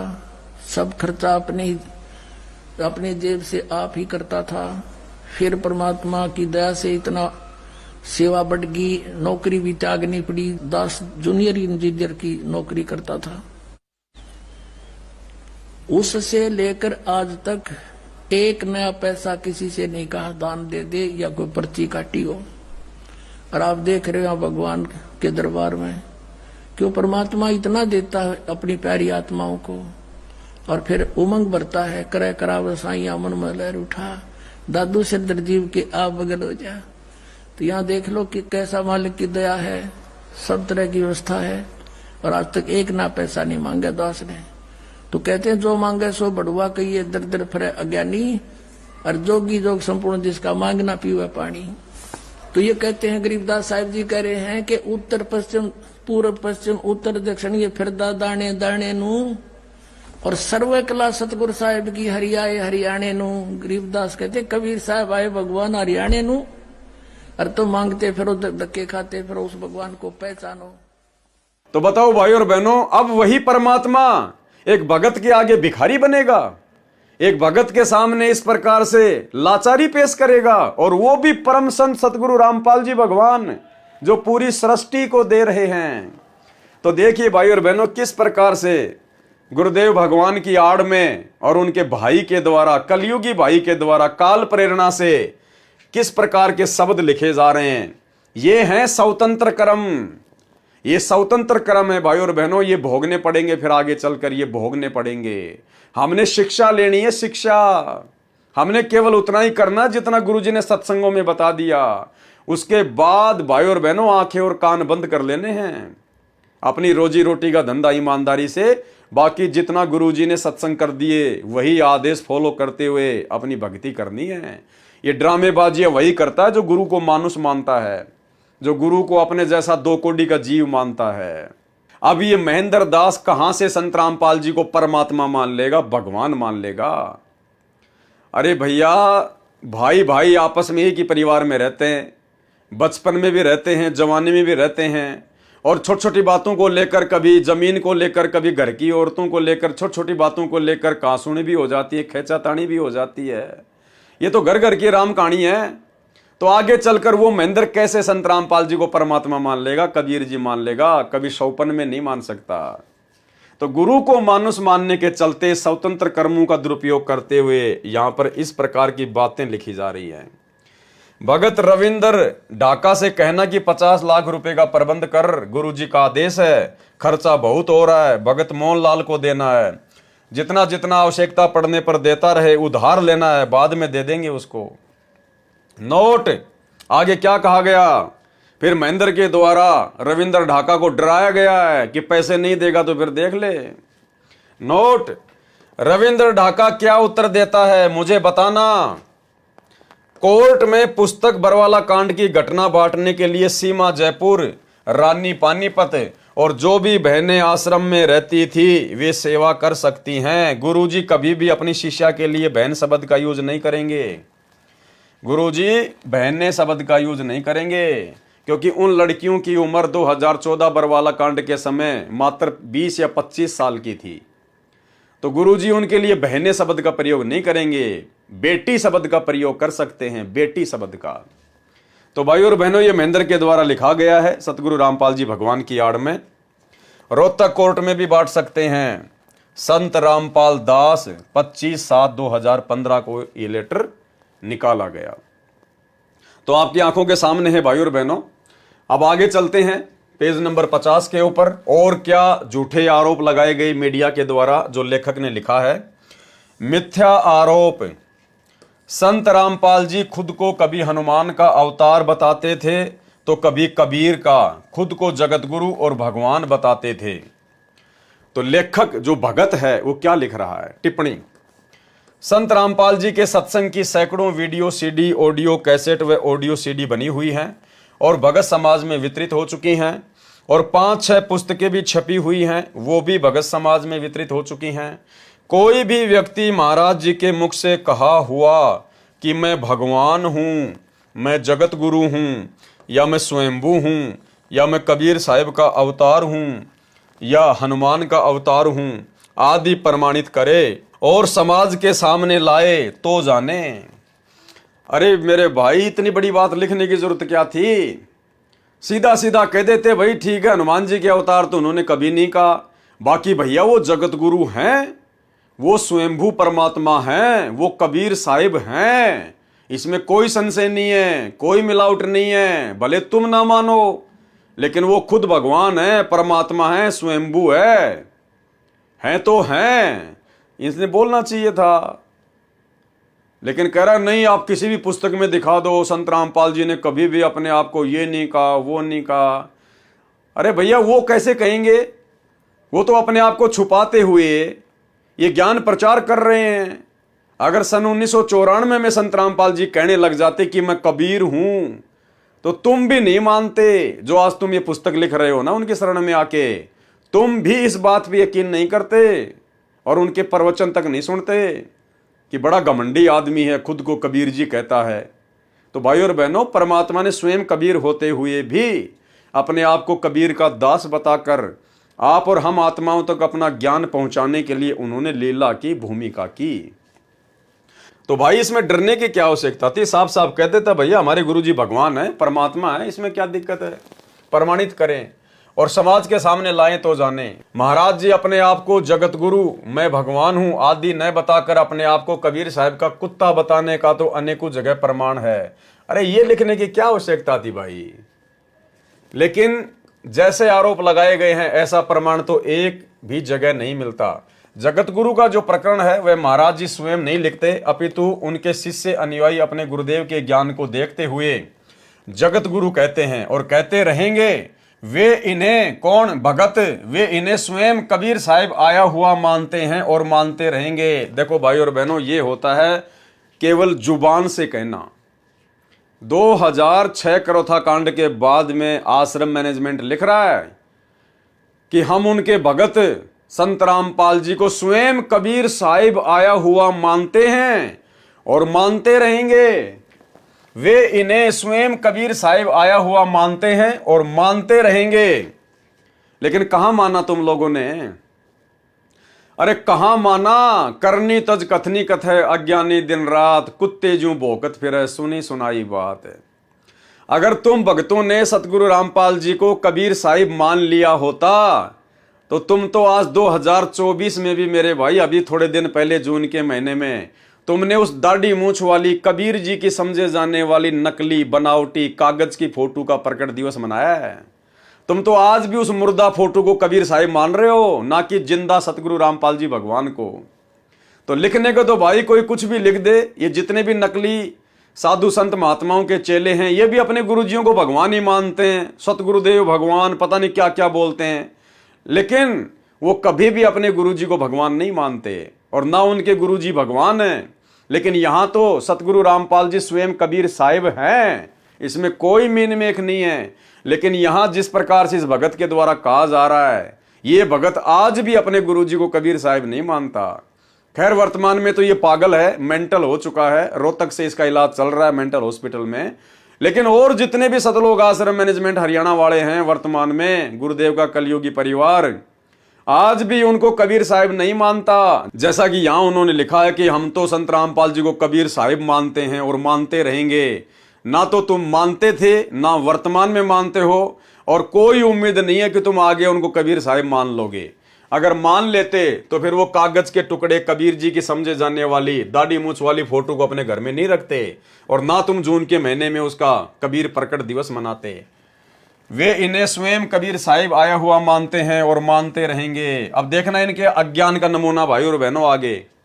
जो आध्यात्मिकता के मार्ग में न्याय संगत है, बिल्कुल ये बात तो सही है, आध्यात्मिक क्षेत्र में न्याय संगत है कि अपने गुरु को ही परमात्मा मानना होता है, तभी भक्ति सफल होती है। लेकिन तुमने कहां माना? जो आध्यात्मिकता के मार्ग में न्याय संगत है, क्योंकि कबीर साहिब कहते हैं कि कबीर गुरु गोविंद दो खड़े काके लागू पाए, बलिहारी गुरु आपने जिन गोविंद दिया मिलाए, मम संत मुझे जान मेरा ही स्वरूपम, कबीर गुरु गोविंद कर जानियो रहियो शब्द समाए, मिले तो दंडवत बंदगी नहीं पल पल ध्यान लगाए। अब देखो भाई और बहनों, कितनी बड़ी गलती, कितनी बड़ी बेवकूफी की है। परमात्मा की वाणियों का हवाला दे रहे हैं और अर्थ क्या कर रहे हैं? अर्थ का अनर्थ कर रहे हैं। अर्थात यदि भगवान व गुरु दोनों साथ खड़े हों तो पहले प्रणाम गुरुदेव को करना है, बाद में भगवान को प्रणाम करना है। तो तुमने तो दोनों को बराबरी महत्व दे दिया। अरे तुमने तो दोनों को प्रणाम कर दिया। एक तरफ तो गुरु खड़ा है, एक तरफ भगवान खड़ा है। इसका मतलब गुरु तो इन्होंने अलग मान लिया और भगवान अलग मान लिया। और कह रहा पहले तो गुरु जी को प्रणाम करेंगे, और उसके बाद में फिर भगवान को प्रणाम करेंगे, तो फिर गुरु जी का महत्व क्या रह गया मेरे भाई? अरे गुरु का महत्व क्या रह गया फिर? अरे कोई स्त्री है और वो कहे कि एक तरफ तो मेरा देवर खड़ा है और एक तरफ जो है मेरा वो पति खड़ा है, तो पहले तो मैं रात्रि में अपने पति के साथ में विश्राम करूंगी और उसके बाद में अपने देवर के साथ में विश्राम करूंगी, तो वो तो घटिया औरत है। वो पतिव्रता कहां से हो गई फिर? उसके तो दो दो पति हो गए। तो इसी प्रकार कह रहा है कि पहले तो, अर्थात यदि भगवान व गुरु दोनों खड़े हों तो पहले प्रणाम गुरुदेव को करना है, बाद में भगवान को प्रणाम करना है। यह बात स्वयं भगवान कहते हैं, न कि कोई गुरु अपने पास से। और फिर हवाला क्या दे रहा है कि यह बात खुद भगवान कह रहे हैं। अरे कब कहा भगवान ने कि गुरु के बाद में मेरे को प्रणाम करना है? एक छोटा सा सत्संग सुनाते हैं आपको सतगुरु रामपाल जी परमेश्वर जी का, आपको आइडिया हो जाएगा इन भक्तों को कितना तत्व ज्ञान है और कितना इन्होंने अच्छे से सत्संग सुने हैं। सतगुरु रामपाल जी भगवान ने बताया कि जब तुम त्रिकुटी पर जाओगे ये शरीर छोड़कर, उस समय तुम्हारी परीक्षा होगी। और मान लो त्रिकुटी पर ये दास भी खड़ा है और दूसरी तरफ वो कबीर भगवान आके खड़ा हो जाए, जिसको हम लोग नादानी में वर्तमान में कबीर भगवान मान रहे हैं, दाढ़ी मूंछ वाले को। तो गुरुदेव कह रहे कि एक तरफ तो ये दास खड़ा है और एक तरफ वो कबीर भगवान अपने ओरिजिनल रूप में आके खड़ा हो गया, दाढ़ी मूंछ वाले रूप में। अब आप भक्तों ने क्या करना है? गुरुदेव कह रहे हैं इसी वाणी का हवाला देते हुए, गुरु गोविंद दोनों खड़े काके लागू पाए, बलिहारी गुरु अपना जिन गोविंद दियो बताए। तो गुरुदेव कह रहे हैं कि आपने केवल अपने गुरु जी के ही चरणों में पड़ना है, केवल अपने गुरु जी के चरणों में। अगर उधर भगवान की तरफ देख भी लिया, उस परमात्मा की तरफ अगर देख भी लिया, अगर झांक भी लिए, झांकना हरियाणा राजस्थान में कहते हैं देखना, यूं ऊपर मुंह करके झांकना, जैसे किसी खिड़की में से झांक के देखना। तो गुरुदेव कह रहे हैं अपने गुरु जी के ही चरणों में पड़ना है। अगर तुमने उधर झांक भी लिया उस दाढ़ी मूंछ वाले कबीर जी की तरफ, और यदि तुमने उनको प्रणाम कर लिया, उसी समय रिजेक्ट हो जाओगे, रिजेक्ट। और फिर गुरु जी कह रहे यहां भी ऐसा ही है, यानी जब तक हम धरती पर हैं इस मनुष्य शरीर में, तब तक भी आपने ऐसा ही करना है। उस दाढ़ी मूंछ वाली कबीर जी की फोटो को दंडवत प्रणाम नहीं करना, उसको भगवान नहीं मानना। अगर कोई कबीर भगवान तुम मानते हो गुरु जी के अलावा है, और वो भी अगर धरती पे आ जाए, उसकी तरफ देखना भी नहीं है, झांकना भी नहीं है, उसको प्रणाम करना तो बहुत दूर की बात है। तो सुनिए पहले ये छोटा सा सत्संग। गुरु और गोविंद दोनों खड़े, वहां मान लीजिए परमात्मा दोनों रूप बना के खड़ा हो जा, एक दास का रूप और दूसरा अपना ओरिजिनल रूप। तो कहते हैं वहां भी परीक्षा होगी, किसके लागू पाए। सबसे पहले कहते बलिहारी गुरु अपना जिन गोविंद दियो मिलाए। अपने गुरु जी के ही चरणों में गिरना, वहां पर परमात्मा की तरफ अगर झांक भी लिया, उधर साथ होगी तो वो रिजेक्ट करेंगे आपको। यहां भी ऐसा ही होगा। तो वहां गुरु जी के ही चरणों में समर्पित होना है, तो भगवान प्रसन्न। तो भाई और बहनों, सत्संग आपने सुन लिया। परमात्मा ने स्पष्ट आदेश दे दिया हम भक्तों को कि अपने गुरु जी के अलावा अगर ओरिजिनल भी अगर वो कबीर जी आ जाए, अगर कोई है तो तुम्हारी नादानी में, तो भी तुमने उसकी तरफ झांकना भी नहीं है, देखना भी नहीं है, दंडवत करना तो बहुत दूर की बात है। अरे इसीलिए तो हम सत्सेवकों ने सतगुरु प्रेरणा से ज्ञान को आधार बनाकर उस फोटो को ही अपने घर से निकाल दिया। सबने अपने अपने लॉकेट से उस फोटो को ही निकाल दिया, दाढ़ी मूंछ वाली कबीर जी वाली फोटो को। अपने घरों में जितनी भी फोटोएं थी वो फाड़ फाड़ के फेंक दी, आग के हवाले कर दी। दरबार साहिब में जितनी भी फोटोएं थी अपने गुरु जी के अलावा सारी फोटोएं फाड़ के फेंक दी। हमने तो सोशल मीडिया पर फाड़ फाड़ के हजारों वीडियो बनाए भाई, हजारों वीडियो। हमारे ऊपर तो उसको लेकर मुकदमे भी हुए हैं। तो नाम बता रहा है कि यह बात स्वयं भगवान कह रहे हैं कि पहले तो अपने गुरु जी को प्रणाम करना, उसके बाद में फिर भगवान को प्रणाम करना। अब बताओ, इन्होंने तो ज्ञान का गोबर कर दिया। अब भाई और बहनों, अगर इनकी बातों को अगर महत्व दिया जाए, अगर इस भगत की बात को सत्य मान लिया जाए, तो हम तो त्रिकुटी पर फेल हो जाएंगे। क्योंकि गुरु जी तो मना कर रहे हैं कि अपने गुरु जी के अलावा उस कबीर भगवान को भी प्रणाम नहीं करना, और ये भगत कह रहा है कि आपने अपने गुरु जी के बाद में फिर उस कबीर जी को भी प्रणाम करना है, तो हम तो मार खा जाएंगे। तो ये है स्वतंत्र कर्म। ये पुस्तक लिखना इस भगत का स्वतंत्र कर्म है, कोई गुरु जी का आदेश नहीं। गुरु जी को सलाह दी गई होगी रोहतक जेल में, जब मिलने जाया करते होंगे तो गुरुजी को सलाह दी गई होगी, जो सलाह उन्होंने करोथा आश्रम के समय दी थी करोथा आश्रम बनाने के लिए, ऐसे इन्होंने गुरुजी को सलाह दी, उनसे प्रार्थना की गई होगी कि हम एक पुस्तक लिखना चाहते हैं। तो परमात्मा का तो काल के साथ एग्रीमेंट है भैया, वो तो चाहे तुम गोबर खाओगे, अगर गोबर खाने के लिए भी अगर तुम प्रार्थना करोगे तो गुरुजी मना नहीं करेगा। गुरुजी ये कहेगा बहुत अच्छी बात है यार, गोबर तो बहुत मीठा होता होगा, खा ले, गुरुजी मना नहीं करेंगे। गुरुजी ने ज्ञान दे दिया, अब आपने जो करना है वो करो, आपके कर्म आपके साथ में। तो भाई और बहनों, ये पुस्तक का लिखना स्वतंत्र कर्म है, और स्वतंत्र कर्मों के तहत अगर इस भगत की बात को मान लिया जाए तो भगत का तो सत्यानाश हो जाएगा, भगत तो त्रिकुटी पर फैल हो जाएगा, उसके तो जीवन का नाश हो जाएगा। तो देखो काल ने कितनी बड़ी गलती यहां करवा दी इस पुस्तक के माध्यम से। तो भाई और बहनों, हमने केवल अपने गुरुदेव के सत्संगों की माननी है। अब देख लीजिए बड़े बड़े भगत, अब जिसने ये क्रोथा कांड का रहस्य नामक पुस्तक लिखी है, अब संगत के नजरों में तो बहुत बड़ा हीरो होगा, बहुत बड़ा भगत होगा। अब ये भगत तो संगत की ऐसी तैसी कर देगा, अगर इसकी बात को अगर महत्व दे दिया जाए तो ये तो मरवा देगा भक्तों को, काल के हत्थे चढ़वा देगा। तो भाई और बहनों, हमने शिक्षा लेनी है, शिक्षा। ये वीडियो सात संगति के माध्यम से सतगुरु रामपाल जी भगवान अपनी विशेष रजा बख्श के बनवा रहे हैं। ये बड़ी बड़ी बातें, बड़ी बड़ी भक्तों की गलतियां आप लोगों के सामने निकल के आ रही हैं। किस लिए? ताकि हम सावधान हो जाएं, अब आगे हम वो गलतियां करने से बचें जो गलतियां हमसे पहले हमारे गुरु भाई बहन कर चुके हैं, जिसकी सजा वो खुद भी भोग चुके हैं और परमात्मा को भी उन्होंने दुखी किया। तो हमने शिक्षा लेनी है, शिक्षा, गलतियां करने से बचना है। पेज नंबर 57, क्रोथा कांड का रहस्य। बंदी छोड़ भक्ति मुक्ति ट्रस्ट व इससे जुड़े लाखों श्रद्धालु सच्चाई को दबाने के लिए ईर्ष्यावश रचे गए इस गंभीर षड्यंत्र की घोर निंदा करते हैं तथा दोषी व्यक्तियों के खिलाफ सभी प्रकार की कानूनी कार्रवाई करवाने तथा क्रोथा कांड की सीबीआई जांच से जांच करवाने का संकल्प करते हैं। यह भी भाई और बहनों कहीं भी ज्ञान आधार से उचित नहीं है, यह भी ज्ञान आधार से उचित नहीं है, अपनी तरफ से लिख रहा है। इसने कौन सा भक्तों से बात करके ये पुस्तक लिखी है जो इसने सभी भक्तों को बीच में लपेट लिया, सभी भक्तों को बीच में लपेट लिया कि बंदी छोड़ भक्ति मुक्ति ट्रस्ट व इससे जुड़े लाखों श्रद्धालुओं सच्चाई को दबाने के लिए ईर्ष्यावश रचे गए इस गंभीर षड्यंत्र की घोर निंदा करते हैं तथा दोषी व्यक्तियों के खिलाफ सभी प्रकार की कानूनी कार्रवाई करवाने तथा क्रोथा कांड की सीबीआई से जांच करवाने का संकल्प करते हैं। संकल्प कर रहा है सभी भक्तों की तरफ से कि कानूनी कार्रवाई करवाएंगे। क्यों भाई, नित्य नियम नहीं पढ़ते क्या तुम लोग? अरे ये तो काल का लोक है भैया, या तो रोज तुम्हारे ऊपर मुकदमे करेंगे लोग, रोज तुम्हें मारेंगे पीटेंगे गालियां देंगे, तो क्या तुम रोजाना थाने में जाके बैठोगे? आज किसी ने तुम्हारे साथ में शरारत कर दी, कल को दूसरा करेगा, परसों तीसरा करेगा, तो रोजाना थानों में चक्कर काटोगे क्या?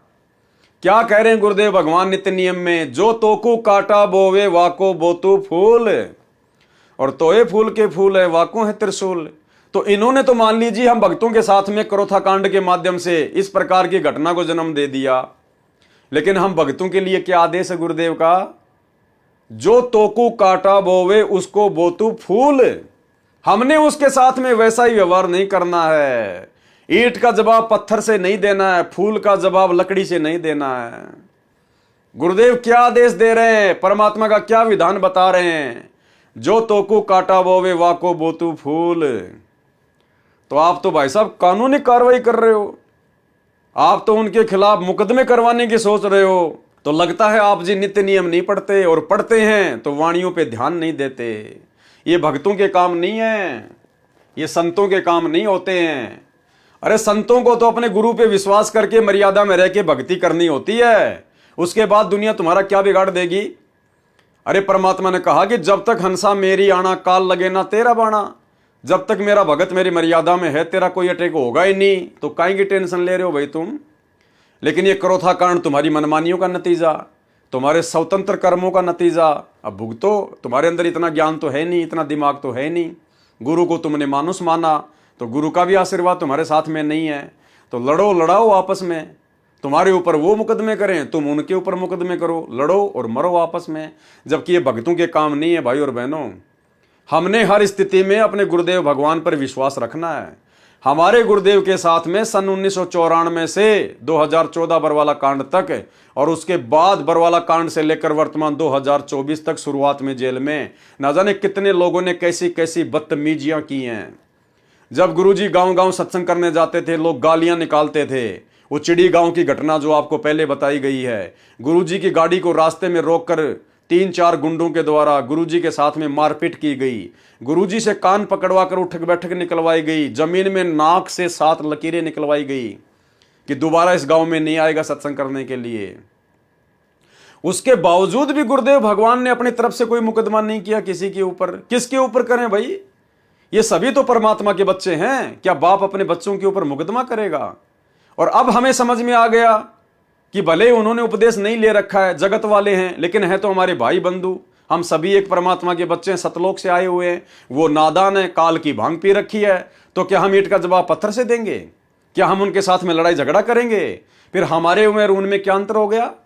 अरे फिर वो जगत वाले में और हम भक्तों में क्या अंतर हुआ फिर? अरे फिर उनके ऊपर प्रभाव कैसे होगा हमारे व्यवहार का, हमारे आचरण का, अगर हम लोग जैसे का तैसा ही जवाब देंगे तो ये परमेश्वर के विधान के खिलाफ है। आपके ऊपर यदि नाजायज किसी ने मुकदमा किया है, आपको परेशान कर रहा है, तो भाई आपने अपने गुरुदेव पर विश्वास रखना है। आपने अपनी भक्ति करनी है, अपने गुरुदेव से अरदास करनी है, विनती करनी है। करने दो, जिसने मुकदमा करना है वो करने दो, करने दो। क्या बिगाड़ लेगा हमारा? हमारे साथ में समर्थ है, अगर विश्वास है तो कुछ नहीं दाल गलेगी उसकी, कुछ भी दाल नहीं गलेगी। तो हम भक्तों ने शिक्षा लेनी है। भले चाहे हमें कोई कितना ही दुखी करे, कोई कितना ही परेशान करे, मारे पीटे, कुछ भी करे, आप और हमने भाई और बहनों उफ तक जवाब नहीं देना है। उसके कर्म उसके साथ में है, हमारी भक्ति हमारे साथ में है। देखने वाला और अंत में फैसला करने वाला समर्थ जज, पूरी सृष्टि का जज सतगुरु रामपाल जी भगवान है और हम उस जज के बेटा बेटी हैं, हम उनकी शरण में हैं। फिर काई की दिक्कत है, काई की प्रॉब्लम है? तो भाई और बहनों, हमने ये गलतियां नहीं करनी है भूल कर भी। अगर आपने ये गलती कर दी, उल्टा मुकदमा कर दिया कोर्ट कचहरी में, तो भाई और बहनों ध्यान रखना, उसी समय आपकी मर्यादा टूटेगी और आपका भक्ति में बिल्कुल भी मन नहीं लगेगा। फिर आप भी उसके साथ में कचहरियों में चक्कर काटते रहना, वकीलों को फीस के नाम पे पैसे देते रहना, लुटते रहना, अपना समय बर्बाद करते रहना। आपका मन फिर भक्ति में नहीं लगेगा, बिल्कुल भी नहीं लगेगा। क्योंकि पहली बात तो आपने ईंट का जवाब पत्थर से देकर, जिसने कांटा बोया उसको वापस कांटा बोकर आपने गुरुजी की वाणी तोड़ दी, मर्यादा तोड़ दी, तो गुरुजी का आशीर्वाद हट गया, नाम से हमारा कनेक्शन टूट गया। और फिर क्या है बाद में? फिर तो काल प्रेरणा है, फिर तो परेशानियां फिर भुगतते रहो। अंत में दुखी होकर भक्ति छोड़ दो कि गुरुजी कोई लाभ ही नहीं दे रहे। तो ये गलती भाई और बहनों, हम सत्सेवक भाई बहनों ने अपने जीवन में बिल्कुल भी नहीं करनी है। चाहे कोई हमारे ऊपर चाहे 50 मुकदमे करे, चाहे 100 मुकदमे करे, हमने बिल्कुल भी जवाब नहीं देना है। हमने अपने परमात्मा को प्रसन्न करना है, हर स्थिति में अपने गुरुजी के आगे रोना है, विनती करनी है। बाकी काम गुरुदेव भगवान का है। अभी हम बस इतना ही कह सकते हैं कि जितने भी आरोप संत रामपाल जी महाराज वे सतलोक आश्रम पर लगाए गए हैं, वे सब झूठे हैं। अभी हमारे सामने इतनी विषम परिस्थितियां उत्पन्न कर दी गई हैं कि पूरी सच्चाई को समाज के समक्ष प्रस्तुत करने में अभी समय लगेगा, लेकिन जल्दी ही उन्हें प्रमाण सहित समाज के सामने लाया जाएगा। क्योंकि 100 दिन बुराई के होते हैं तो एक दिन सच्चाई का भी होता है। इस सच्चाई को तो एक दिन सामने आना ही है। देखना यह कि आज का शिक्षित, विवेकी और सही गलत की समझ रखने वाला सभ्य समाज इसे कितनी जल्दी समझ पाता है। अरे कहां समझेगा भाई, जब तुम्हारे खुद के भगत भाई बहन बरवाला कांड की सच्चाई को नहीं समझ पा रहे, सात संगतियों के माध्यम से इतने अच्छे से वीडियो बना बना के गुरुजी के सत्संगों से प्रमाणित कर करके बताए जा रहे हैं, जब तुम्हारे खुद के भगत भाई बहन तुम्हारी सच्चाई नहीं समझ रहे, तो बताओ आम समाज कहां से समझ जाएगा बेचारा। संत रामपाल जी महाराज पर प्रशासन ने झूठे केस बनाए हैं, क्योंकि मिथ्या आरोप के आधार पर प्रशासन को संत जी को फंसाने का मुद्दा नहीं मिला। आश्रम की जमीन की रजिस्ट्री 420 का मुकदमा। वास्तविकता तो यह है कि जमीन वाले ने अपनी बहन के स्थान पर अपनी बुआ जी का अंगूठा व फोटो लगा दिया।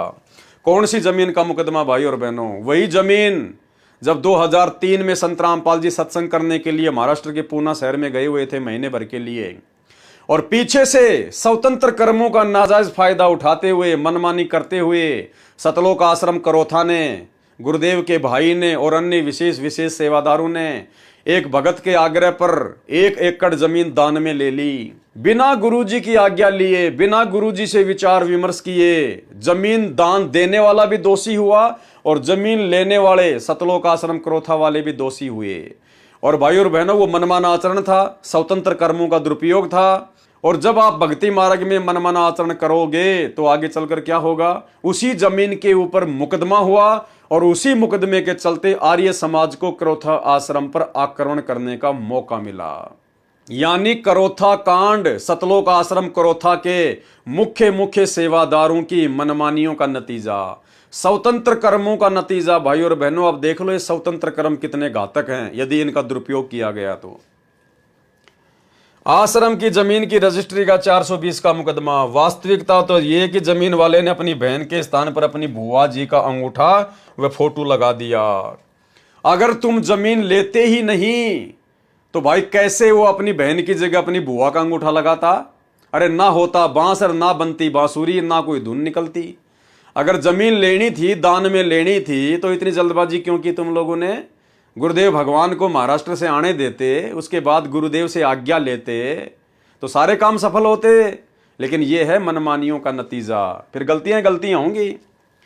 तथा उनके नंबरदार ने शनाख्त कर दी तो जमीन प्राप्त करने वालों को क्या पता कि ये कौन है। संत रामपाल जी के न तो कहीं हस्ताक्षर हैं, अर्थात उस जमीन के ऊपर संत रामपाल जी भगवान के कहीं कोई हस्ताक्षर नहीं, क्योंकि ना तो उनकी आज्ञा से ली गई और ना ही उनके मुताबिक कोई काम हुआ, तथा न कहीं नाम है। फिर भी संत रामपाल जी पर 420 का मुकदमा बना दिया। अरे तुम्हारे स्वतंत्र कर्मों के कारण, तुम सतलोक आश्रम क्रोथा वाले भक्तों की गलतियों के कारण संत रामपाल जी के ऊपर मुकदमा लगा।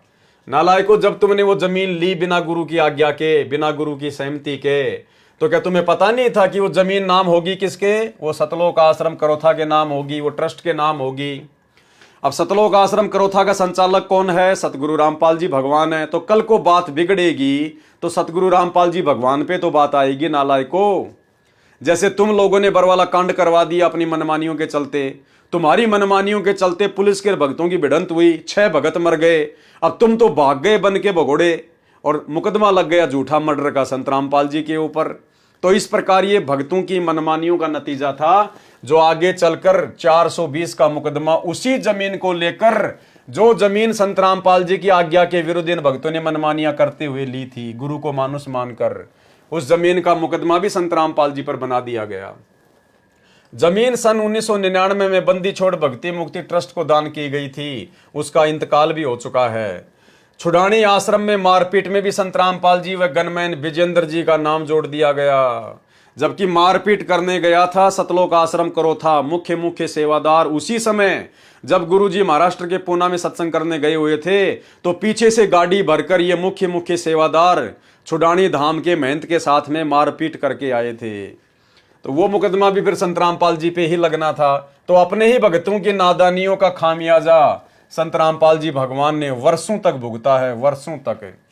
तो भाइयों और बहनों, अब परमेश्वर ने हमें इस स्तर का ज्ञान दे दिया है, इतना ज्ञान दे दिया है कि भाइयों और बहनों, अब हमने साथ संगति से जुड़कर इन सभी भाई बहनों की गलतियों से शिक्षा लेते हुए, और हमारे गुरुदेव भगवान कितने दुखी और कितने परेशान अपने ही भक्तों की नादानियों से हो चुके हैं, आने वाले समय में कम से कम हम भगत भाई बहन इस प्रकार की गलतियां करने से बचें।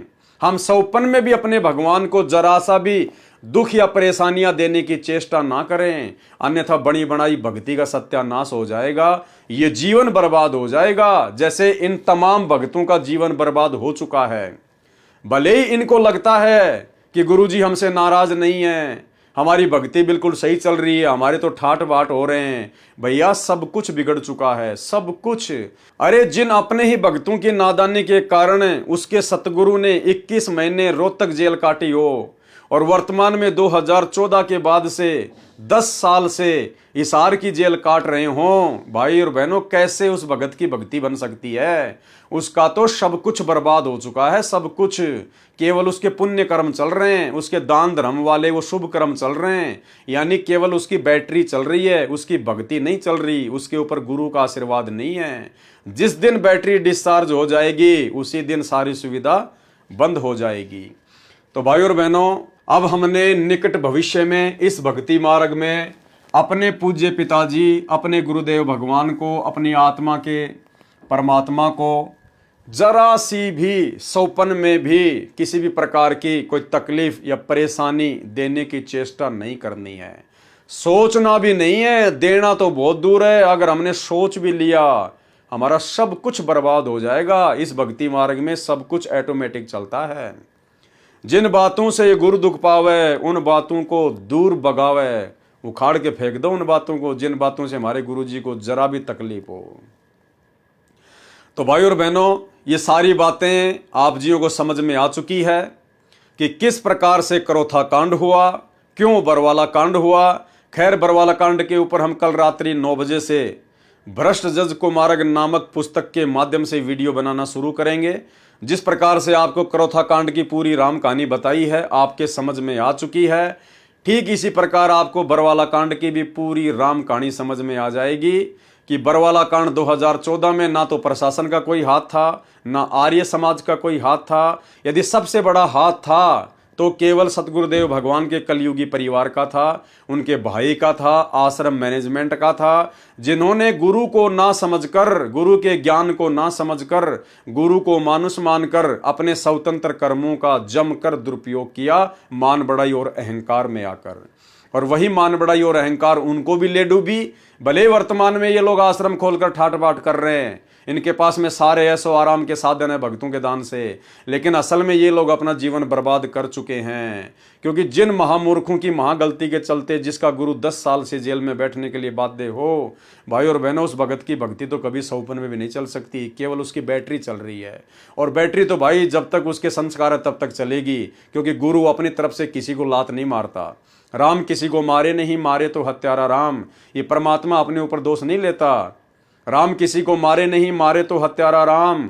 अपने आप ही मर जाएंगे कर कर खोटे काम। तो जब वो खोटे काम सामने आएंगे तब देखना भाई और बहनों क्या होता है क्या नहीं होता है। तो आप और हम भाई बहनों को सतगुरु रामपाल जी भगवान ने जो ये विशेष मौका दिया है साध संगति का, और साध संगति के माध्यम से परमात्मा जिस प्रकार अपने कर कमलों से लिखी गई पुस्तकों के माध्यम से या भक्तों के द्वारा लिखी गई पुस्तकों के माध्यम से जो खुलासे करवा रहे हैं, भाई और बहनों, अब निकट भविष्य में किसी भी प्रकार की गलती की कोई गुंजाइश नहीं होनी चाहिए।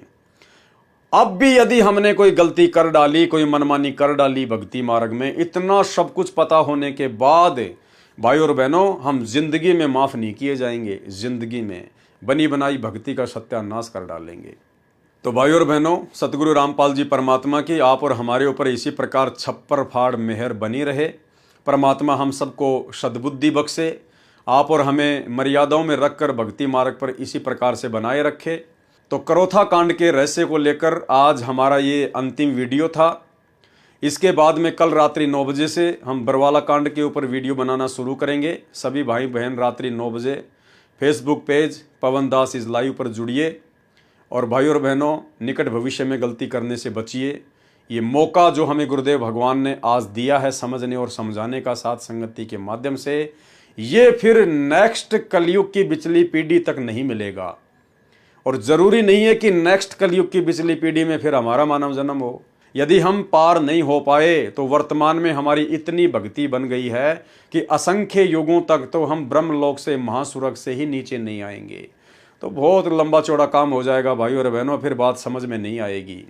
इसलिए सभी भाई बहन गर्दन नीची करके आधीनी भाव से गुरुदेव से अपनी आंखों में आंसू निकालते हुए प्रार्थना करके रोते हुए कि परमात्मा बख्श देना, ये परमात्मा हमसे वो गलती ना हो जाए जो गलती आपको मानुष मान के आज से पहले आपके परिवार ने की, उन बड़े बड़े सेवादारों ने की।